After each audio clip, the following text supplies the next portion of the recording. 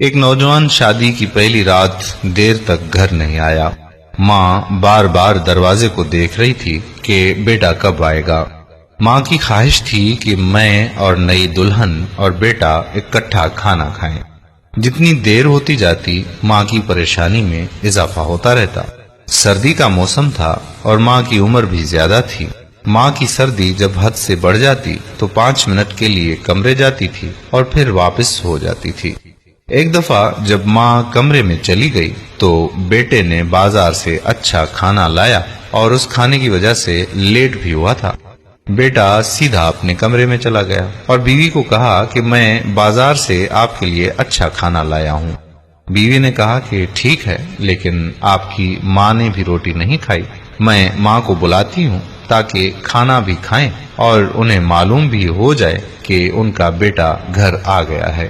بیٹے نے کہا کہ چھوڑو ماں کو، ہم دونوں کھانا کھا کے پھر ماں کو دے دیں گے اور بتا بھی دیں گے کہ میں آیا ہوں۔ بیوی نے کہا کہ یہ مناسب نہیں ہے، اگر آپ کچھ ہیں تو وہ ماں کی وجہ سے ہی ہیں، اور میں اگر آپ کی بیوی ہوں تو یہ بھی آپ کی ماں کی وجہ سے ہوں۔ بہرحال بیٹے کا اصرار تھا کہ پہلے کھانا ہم دونوں کھا لیں پھر ماں کو دیں۔ بیوی نے جب دیکھا کہ یہ انسان نما جانور ہیں تو فوراً کہا کہ مجھے طلاق دے دو، میں جانور کے ساتھ نہیں رہ سکتی۔ ماں باہر گیٹ کے پاس کھڑی تھی، بیٹے کا انتظار کر رہی تھی۔ ماں نے جب کمرے میں دولہا اور دلہن کی شور سنی تو حیران ہو گئی کہ بیٹا کب آیا اور یہ شور کیوں ہے۔ بہرحال جب ماں کمرے کے قریب پہنچ رہی تھیں تو دونوں میاں بیوی کے راستے الگ الگ ہو چکے تھے۔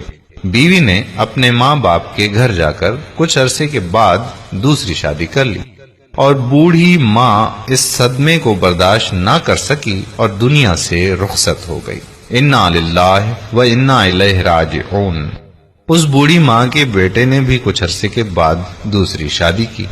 30 یا 35 سال کے بعد یہ عورت حج کرنے جا رہی تھی۔ اپنے 5 فرما بردار اور بہت مالدار لیکن ماں کے غلاموں کی طرح قافلے کی شکل میں جا رہے تھے۔ راستے میں ایک فقیر بدحالات میں بھیک مانگ رہا تھا۔ جب عورت نے دیکھا تو اپنے بیٹوں کو کہا کہ اس بندے کو بلاؤ۔ بیٹوں نے فقیر کو بلایا۔ عورت نے جب قریب سے دیکھا تو خود جا کے فقیر کو کان میں کہا کہ کیا ماجرا ہے، آپ بھیک مانگتے ہیں۔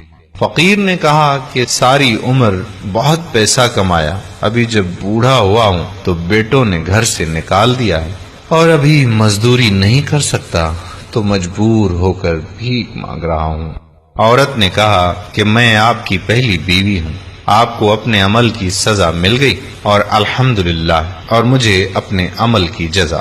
میرے پیارے بھائیوں اور بہنوں، جو لوگ ماں باپ کی اطاعت کرتے ہیں، ان کی خدمت کرتے ہیں، ان کا کہا مانتے ہیں اور ان کے حکم پر اپنی زندگی بسر کرتے ہیں، اللہ عز و جل ان کو زندگی میں بہت ساری کامیابیاں عطا کرتا ہے۔